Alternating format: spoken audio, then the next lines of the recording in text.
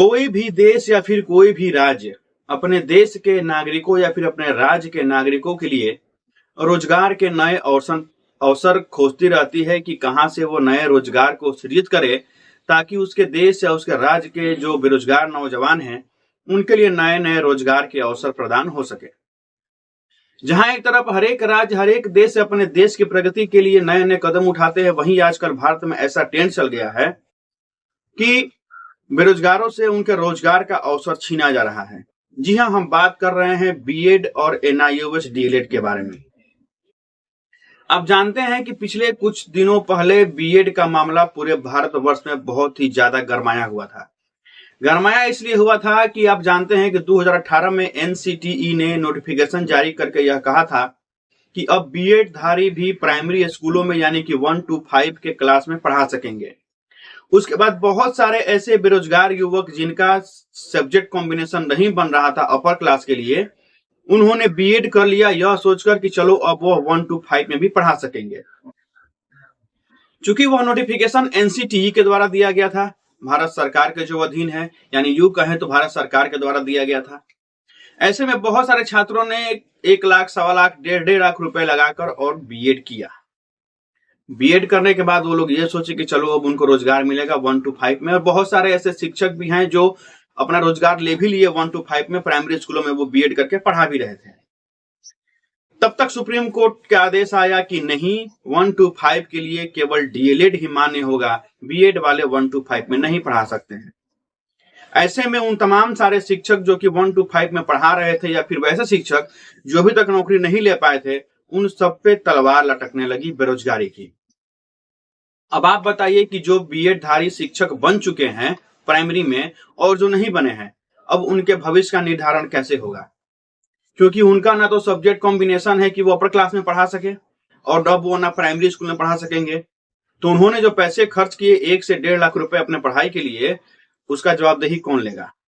और वो जो एनसीटीई के नोटिफिकेशन के मद्देनजर ही उन्होंने अपना बीएड किया था, तो अब जो सरकार यू टर्न लेकर घूम गई है कि नहीं, वो बीएड धारी जो है वो 1 to 5 में पढ़ाने लायक नहीं है, इसका जवाबदेही कौन लेगा?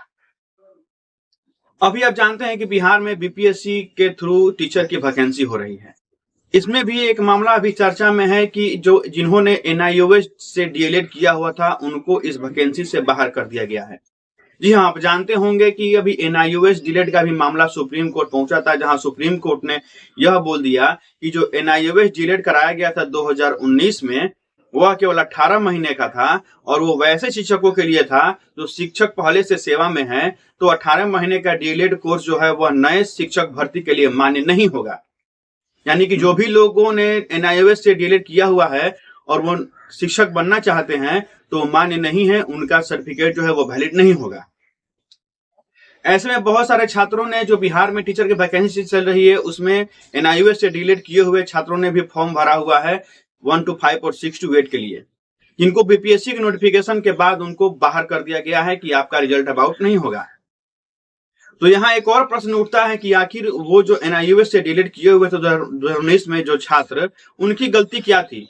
वो भी एनसीटीई के द्वारा ही नोटिफिकेशन निकाला गया था कि आप एनआईओएस से डीएलएड कर लीजिए, उसके बाद आप शिक्षक बन सकेंगे। क्योंकि उस नोटिफिकेशन में ये नहीं कहा गया था कि वो सेवा में रहते हुए टीचरों के लिए है या फिर प्राइवेट टीचरों के लिए है। तो जो भी प्राइवेट टीचर थे, जो प्राइवेट स्कूल में पढ़ाते थे, उन्होंने भी ये फॉर्म भर दिया था। तो सरकार की जो नीति है वो पहले नोटिफिकेशन निकाल देती है, फिर यू टर्न लेकर घूम जाती है, और उससे जो प्रभावित होते हैं वो बेरोजगार छात्र होते हैं। पहले बीएड बाहर हुआ, फिर एनआईओएस डीएलएड बाहर हुआ, या सारे छात्र जो हैं वह जो है बेरोजगार होकर आज सड़कों पर घूमने के लिए मजबूर हो गए हैं। वहीं बिहार के शिक्षा विभाग ने बिहार के हर एक जिले से एक लिस्ट मांगा है। उस लिस्ट में उन्होंने उन सारे बीएड धारियों का डिटेल मांगा है जो बिहार में बीएड करके और प्राइमरी स्कूलों में पढ़ा रहे हैं। यानी अब आप ये कहें कि बिहार में, चूंकि कुछ दिन पहले हाई कोर्ट ने भी यह फैसला दे दिया था कि बिहार में अब जो है वह बीएड धारी प्राइमरी क्लास में नहीं पढ़ा पाएंगे, क्योंकि 1 to 5 जो है वह केवल डीएलएड वालों के लिए है। तो ऐसे में बिहार में जो भी शिक्षक बीएड करके बने हुए हैं प्राइमरी में, उनके ऊपर तलवार अटक रही है, उनका नौकरी जाने की नौबत आ गई है। बिहार के शिक्षा विभाग ने लिस्ट मांगा है कि 1 to 5 में कितने सारे बीएड धारी टीचर जो हैं वो पढ़ा रहे हैं, उनका अलग अलग कॉलम में लिस्ट बनाकर मांगा गया है शिक्षा विभाग के द्वारा बिहार के। अब देखना ये होगा कि यह लिस्ट जो मांगा गया है उसके बाद क्या कार्रवाई की जाती है, क्या नौकरी जाएगी बीएड धारकों की या फिर वो बने रहेंगे। शिक्षा विभाग ने जिन शिक्षकों की सूची मांगी है वो आपको मैं बता देता हूं कि किन शिक्षकों की सूची कैसे मांगा गया है और अलग अलग कॉलम में मांगा गया है, मैं आपको बता देता हूं।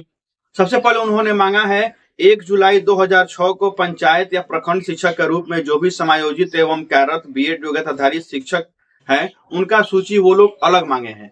2006 से जो भी प्रखंड या पंचायत कार्यालय में जो भी शिक्षक हैं उनका अलग डाटा मांगा गया है। उसके बाद स्थानीय निकायों द्वारा वर्ष 2006-2007 में नियोजित एवं कार्यरत बीएड योग्यताधारी शिक्षकों की संख्या अलग देनी है।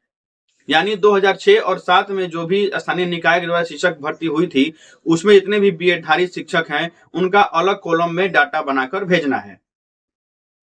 उसके बाद स्थानीय निकाय द्वारा 2008 से 10 में नियोजित एवं कार्यरत तथा 2012 से 15 के बीच नियोजित एवं कार्यरत बीएड डिग्रीधारी की संख्या अलग कॉलम में देनी है। यानी 2008 से 2010 के बीच और 2012 से 2015 के बीच जो भी शिक्षक हैं जो स्थानीय निकाय के द्वारा प्रतिनियुक्त किए गए थे 1 to 5 में उनका डाटा अलग देना है। वहीं आप जानते हैं कि 2019 से 2022 में जो भी छठा चरण हुआ था जिसमें 94,000 शिक्षकों की भर्ती की गई थी प्राइमरी की, उसमें भी बहुत सारे बीएड धारी शिक्षक जो है वो भर्ती हुए थे, तो उनका सूची भी अलग से मांगा गया है। और बीपीएससी ने अभी एग्जाम लिया था टीचर वैकेंसी में, उसमें भी डेटा मांगा गया है कि अगर उसमें भी बीएड धारी शिक्षक जो प्राइमरी में बने हुए हैं तो उनका भी डेटा मांगा गया है। आप सोच सकते हैं कि शिक्षा विभाग ने बिहार के अलग अलग जिलों से यह डेटा मांगा है कि आप सारा डेटा अलग अलग कॉलम में बनाकर भेजिए कि बिहार में आखिर बीएड धारी ऐसे कितने शिक्षक हैं जो अभी भी प्राइमरी स्कूलों में पढ़ा रहे हैं। हो सकता है कि बिहार सरकार उनको बाहर करने का सोच रही हो या फिर क्या सोच रही है बिहार सरकार, ये तो कहने की बात नहीं है। लेकिन एक बात मैं जरूर कहूंगा कि इन लोगों को बाहर करने से किसी का भी भला नहीं होने वाला है और आप लोग तैयार रहिए। अगर आपको बाहर किया जाता है, अगर आपकी नौकरी चली जाती है तो आप लोग एक बड़ा आंदोलन करने के लिए तैयार रहिए, क्योंकि बिहार सरकार को भी यहाँ पर ऐसा करना चाहिए कि आप जानते हैं कि 6 to 8 में बहुत सारे ऐसे पद अभी छोड़े गए हैं जिनको की पदोन्नति के द्वारा भरा जाना है। तो क्यों ना ये जो प्राइमरी टीचर जो बीएड वाले हैं जो प्राइमरी में पढ़ा रहे हैं उनको ही पदोन्नति करके आप 6 to 8 में भर दीजिए। ऐसा हो सकता है ना। इनका नौकरी लेने से अच्छा है कि आप इनको पदोन्नति दीजिए, इनको 6 to 8 में आप पदोन्नति कर दीजिए, इनको प्रमोशन कर दीजिए। आखिर ये भी तो इंसान ही हैं, ये भी तो सोच कर ही अपना कुछ नौकरी कर रहे थे। मान लीजिए कि जो लोग 2006-7 या फिर 2019-20 में ही जो वैकेंट हुए हैं वो आज 4 साल 5 साल से तो अपना तैयारी नहीं करते होंगे किसी और नौकरी के लिए, क्योंकि वो आश्वस्त है कि चलो हमारा नौकरी लग गया है। अब तो अगर उनका नौकरी जाएगा तो वो ना घर के रहेंगे ना घाट के रहेंगे। तो ऐसे में बिहार सरकार को यही करना चाहिए कि इन सारे शिक्षकों को पदोन्नति करके 6 to 8 में उनको कर देना चाहिए, ताकि वो सारे जो शिक्षक है वो अपना रोजी रोटी कमा सके, अपने घर का जो भी सदस्य हैं उनका भरण पोषण अच्छे से कर सकें। एक तो आजकल नौकरी नहीं मिल रही है, नौकरी मिल भी रही है तो फिर नौकरी खाने वाले यहाँ पर आ जाते हैं, कोई भी क्लेम डाल देते हैं, उसके बाद जो सरकार है वो यू टर्न लेती है अपने ही फैसले से और जो बेरोजगार छात्र हैं उनका नौकरी चला जाता है।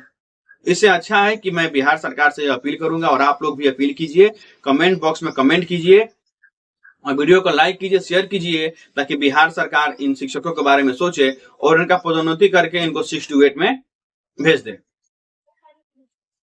तो अभी यही न्यूज था कि बिहार के शिक्षा विभाग द्वारा भी डेटा मांगा गया है सारे जिलों से कि कितने ऐसे बीएड शिक्षक हैं जो कि पढ़ा रहे हैं प्राइमरी में, अभी भी उनका डिटेल मांगा गया है। अब देखना यही है कि बिहार सरकार इस पर क्या फैसला लेती है, लेकिन हम आशा करेंगे कि बिहार सरकार इन सारे शिक्षकों के हित के बारे में सोचेगी और इनको पदोन्नति करके 6 to 8 में कर देगी, न कि इनका नौकरी खाएगी। इसी आशा के साथ आज से आपसे विदा लेते हैं, मिलेंगे अगले अंक में, तब तक के लिए धन्यवाद।